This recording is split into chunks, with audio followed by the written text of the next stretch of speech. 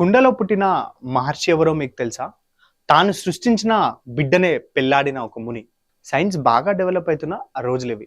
మనమంతా పొద్దున నిద్ర లేచిన దగ్గర నుంచి రాత్రి నిద్రపోయే వరకు మనం అందరము సైన్స్ మీదే నడుస్తామని అందరికీ తెలుసు కదా. అలాంటి సైన్స్ ద్వారా భార్యాభర్తలు కాపురం చేయకుండానే బిడ్డలు పుడుతున్న రోజులివి. అలాంటి పద్ధతులనే మనం టెస్ట్ ట్యూబ్ బేబీలని, సరోగసీ అని పేర్లు పెట్టుకుంటున్నాం.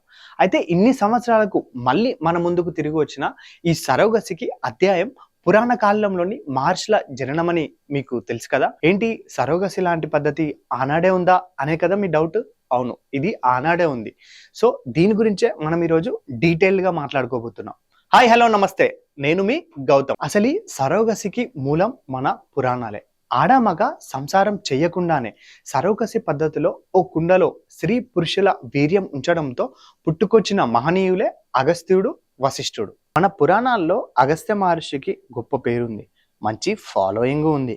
అందుకే అతడు హిందీ పురాణాల్లో ఒక గొప్ప మహర్షిగా పాపులర్ అయ్యాడు. ఎన్నో పురాణాలు, ఇతిహాసాలలో కనిపించే అగస్త్యుడి ప్రస్తావన రామాయణ, మహాభారతంలో కూడా వినిపిస్తుంది. సప్త ఋషులలో ఒకటిగా పేరుగాంచిన అగస్త్యుని తమిళ శైవ సాహిత్యంలో శైవ సిద్ధునిగా చెబుతారు. అలాగే శాకేయం వైష్ణవులకు చెందిన పురాణాల్లోనూ అగస్త్యుని ప్రస్తావన వస్తుంది.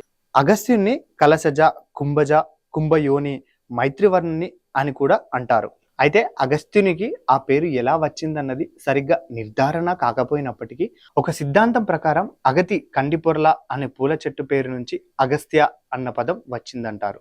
ఈ చెట్టు భారతదేశానికి చెందినది. ఈ చెట్టును తమిళంలో అకట్టి అని పిలుస్తారు.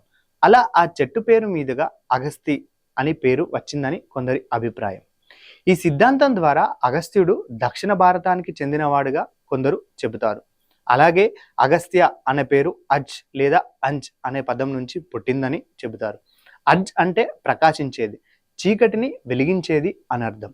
దక్షిణ ఆసియాకు చెందిన ఆకాశంలోని సీరియస్ అనే నక్షత్రం పక్కన ఉండే కన్పస్ అనే నక్షత్రాన్ని భారతీయులు అగస్త్య తారగా పిలుస్తారు.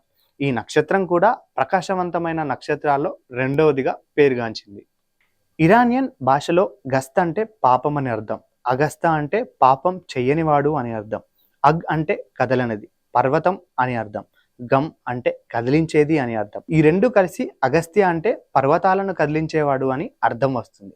రామాయణంలో ఒక కథలో అగస్త్యుడు ఆకాశాన్ని తాకుతూ ఎదుగుతున్న వింధ్య పర్వతాన్ని యథాస్థానానికి తెచ్చిన కథనం ఈ ప్రస్తావనకు సరిపోతుంది. అగస్త్యుని మూలాలు పౌరాణికమైనవి. అందరి ఋషుల్లాగా అగస్త్యుడు తల్లిదండ్రులకి జన్మించలేదు.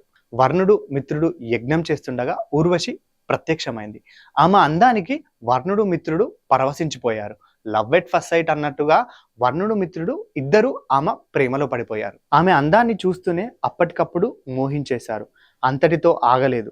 ఇద్దరు ఒక్కసారిగా తమ శక్తితో ఆమెతో సంయోగించి అవుట్ అయిపోయారు. దానితో వారిద్దరి వీర్యాలు అక్కడే ఉన్న ఒక కుండలో పడ్డాయి. ఆ కుండ గర్భస్థానం.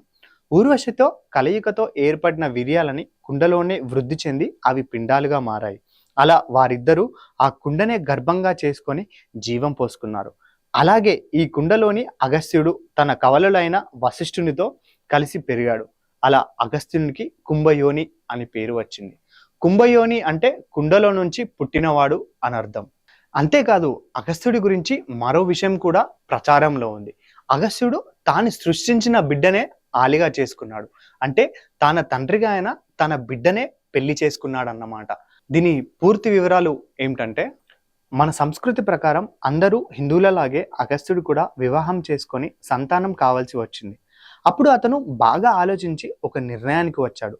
తన యోగాశక్తిని ఉపయోగించి గుణగణాల్లోనూ వ్యక్తిత్వంలోనూ అన్ని రకాలుగా ఒక సన్యాసికి భార్యగా ఉండేందుకు అవసరమైన లక్షణాలను కలిగిన ఒక ఆడ శిశువును సృష్టించాడు.